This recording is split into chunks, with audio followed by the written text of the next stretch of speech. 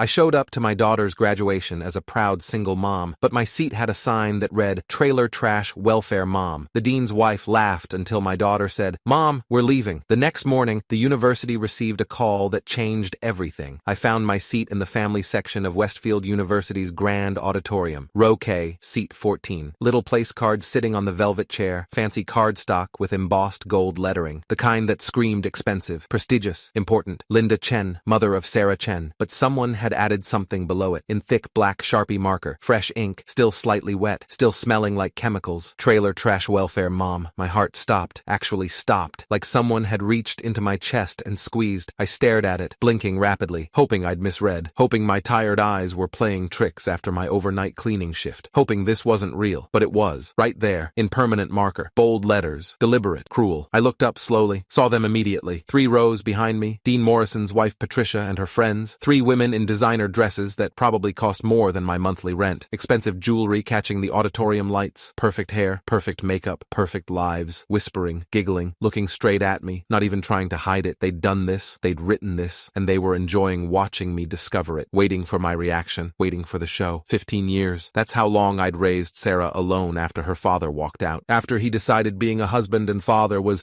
too much pressure and left us with nothing but debt, unpaid bills, and broken promises. 15 years of cleaning office buildings at night, starting at 10 p.m. when Sarah went to bed, finishing at 6 a.m. before she woke up for school, scrubbing toilets in corporate headquarters, emptying trash cans in law firms, mopping marble floors in banks while the world slept, and I tried not to think about how tired I was. 15 years of double shifts when rent was due, of skipping meals so Sarah could have seconds, of telling her I'm not hungry when really I was just broke. 15 years of clipping coupons from Sunday newspapers, shopping clearance racks at Target and Walmart, wearing the same winter coat for 7 years, the one with the broken zipper I safety pinned closed so Sarah could have new school supplies, new shoes when hers wore out, new backpack each September. 15 years of helping with homework at our small kitchen table, science projects built with poster board from the dollar store, book reports typed on a computer I'd bought used for $75, math problems worked out on scratch paper while I fought to keep my eyes open. 15 years of driving her to soccer practice in my beat-up 2004 Honda Civic with 200,000 miles and a check engine light that had been on for 3 years. Of never missing a parent-teacher conference even when I was exhausted, even when my body ached from scrubbing floors, even when I wanted to collapse. But we did it. We survived. We more than survived. We succeeded. Sarah graduated top of her class, valedictorian, perfect GPA, full scholarship to Westfield University, one of the best schools in the state, the kind of school I'd only seen in movies, the kind of school I never dreamed my daughter could attend. And today, this beautiful Saturday morning in May with sunshine streaming through the auditorium windows, she was getting her diploma, bachelor's degree in computer science, summa cum laude, dean's list all 4 years, perfect record. I was so proud, so grateful, so ready to watch my daughter walk across that stage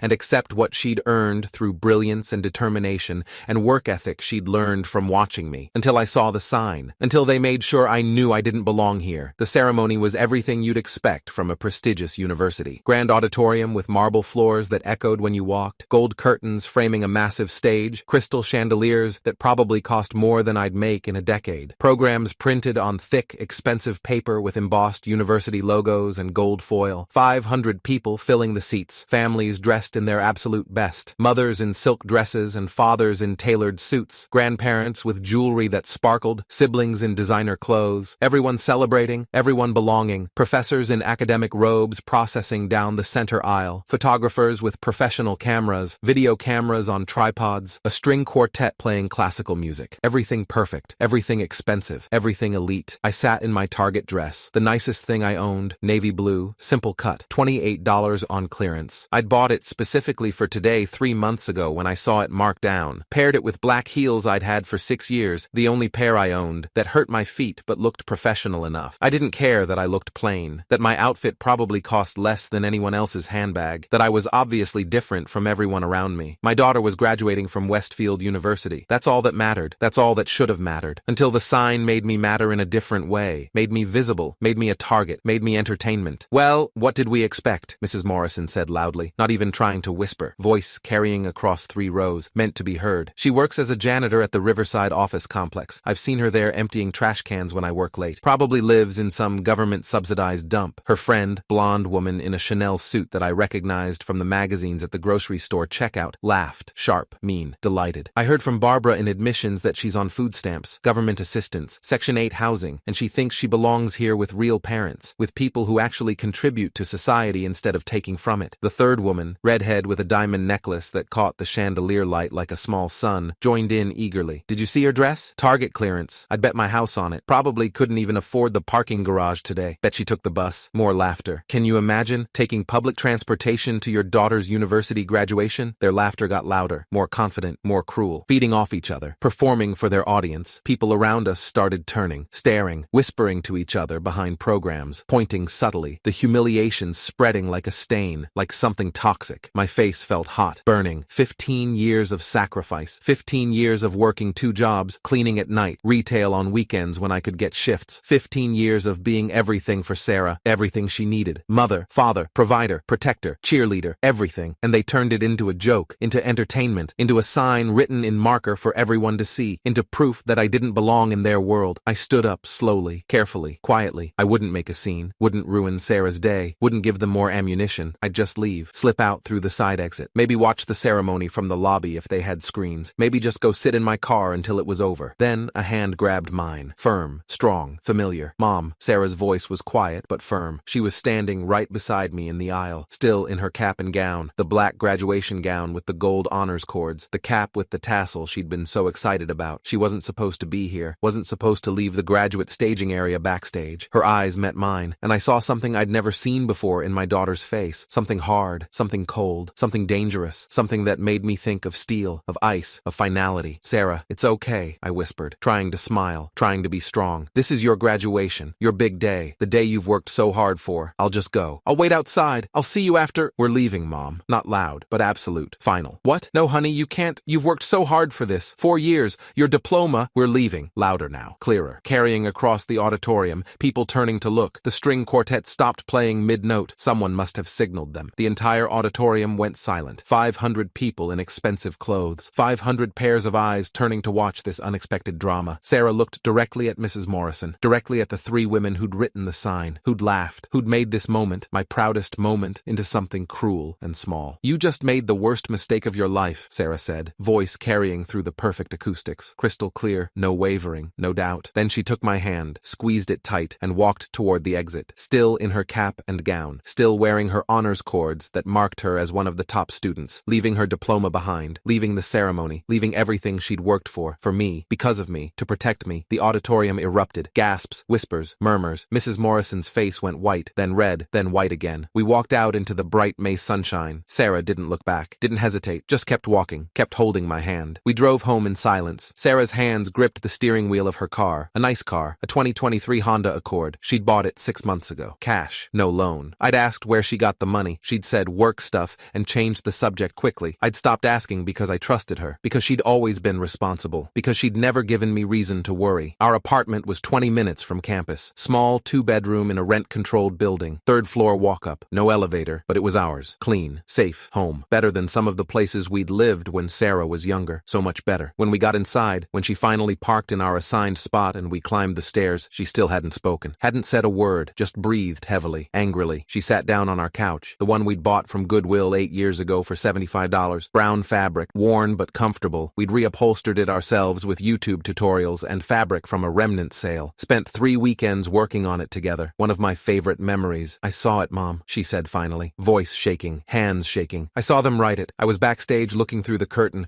trying to find you in the audience. I watched Mrs. Morrison pull out a marker, watched her friends laugh while she wrote it, watched them put it on your seat. My breath caught, stopped. Then why didn't you stop them? You could have told someone, because I needed to see if they'd really do it. Tears in her eyes now, real tears, angry tears, the kind that come from rage, not sadness. If they'd really insult the woman who gave up everything for me, who worked nights so I could study, who wore the same coat for years so I could have new school clothes, who skipped meals so I could eat lunch, I needed to see if they were really that cruel, that evil. She opened her laptop, pulled it onto her lap, started typing rapidly. Password, another password, security questions. Mom, remember my tech internship, the one I did junior and senior year, the one I said was boring corporate work? I nodded. She'd worked for some startup in Portland. Long hours, lots of coding, late nights. She'd complained about it sometimes, said it was good experience, but nothing exciting, just building an app, just learning the industry. My team, 4 of us, all students from different schools, created an app, a platform for student loans. It helps students manage debt, find better interest rates, consolidate payments, understand their options. We thought it was useful, helpful, thought maybe a few thousand people would download it. She turned the screen toward me. Bank statement. Numbers I couldn't process, couldn't understand. Too many zeros. Last month, a venture capital firm in San Francisco bought it. She looked at me, really looked at me with eyes that were suddenly older, harder. For $18 million,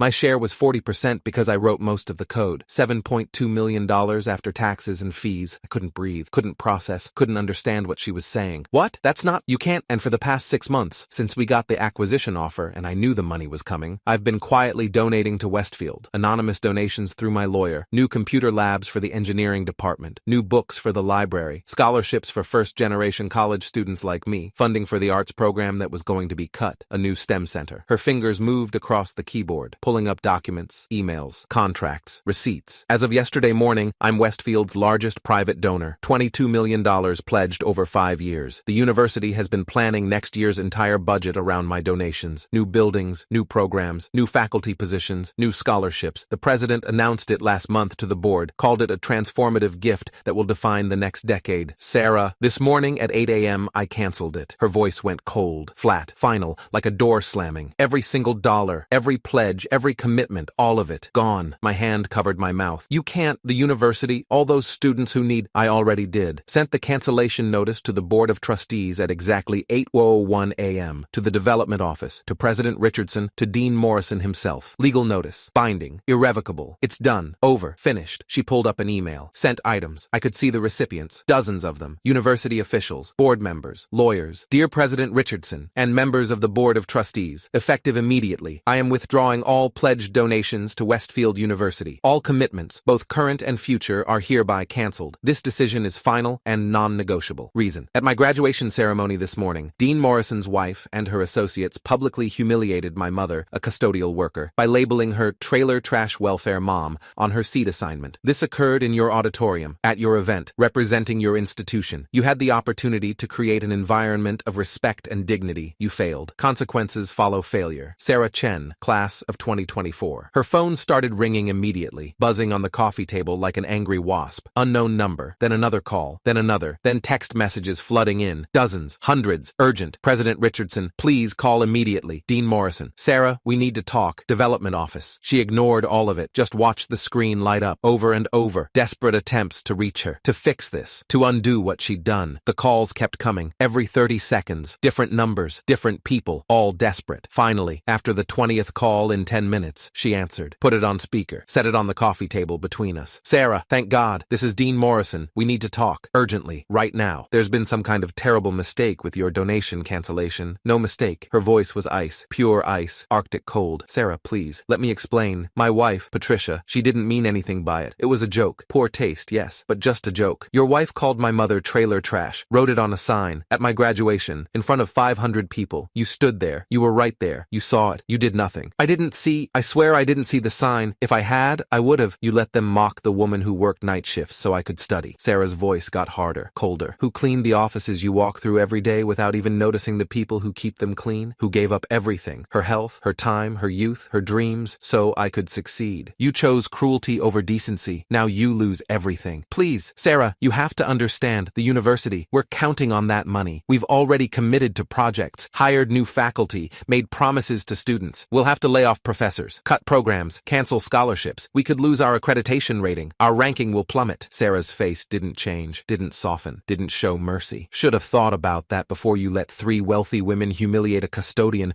who's worth more than all of you combined. Sarah, I'm begging you. His voice cracked, actual crying. $22 million. Do you understand what this will do to us? To the students? To the faculty? To the university's future? Do you understand what your wife did to my mother? Do you understand what it feels like to work 3 jobs and still be called trash? To sacrifice everything and be treated like you're worthless? We'll apologize publicly. Patricia will apologize. I'll apologize. We'll do anything. You had your chance to do the right thing. You chose the wrong thing. Now you live with the consequences. The board is panicking. The president is threatening resignations. This will destroy. Good. Single word. Final. You wanted to know where I came from? You wanted to judge my mother for being poor? For working a lesser job? For needing assistance when the system is designed to keep people like us down? Fine. Now you'll never forget. Now every time you cut a program or lay off a professor or lose a grant because of budget shortfalls, you'll remember. You'll remember the janitor's daughter who paid for everything. The trailer trash welfare mom who raised a multimillionaire while you raised raised entitled bullies who find humor in cruelty. Silence on the other end. Heavy silence. We're done here, Sarah said. Don't call again. She hung up, set the phone down, turned it face down on the table. Then she looked at me, really looked at me with tears streaming down her face now. They don't get to do that to you, Mom. They don't get to make you feel small. Not after everything you've sacrificed. Not after everything you've given. Not after you've been both mother and father and provider and protector for 15 years. I started crying. Couldn't help it. Couldn't hold it back. The money, Sarah, that money could help so many students. I don't care. I care about you. Only you. You're the only thing that's ever mattered. Her phone started ringing again. The university president now. Board members. Development officers. All desperate. All panicking. All realizing what they'd lost. Sarah picked up her phone. Powered it completely off. Set it down. Done. They wanted to know where I came from, she said quietly. Now they'll never forget. And we sat there in our small apartment, on our Goodwill couch, in our modest home, worth more than all their marble floors and crystal chandeliers combined.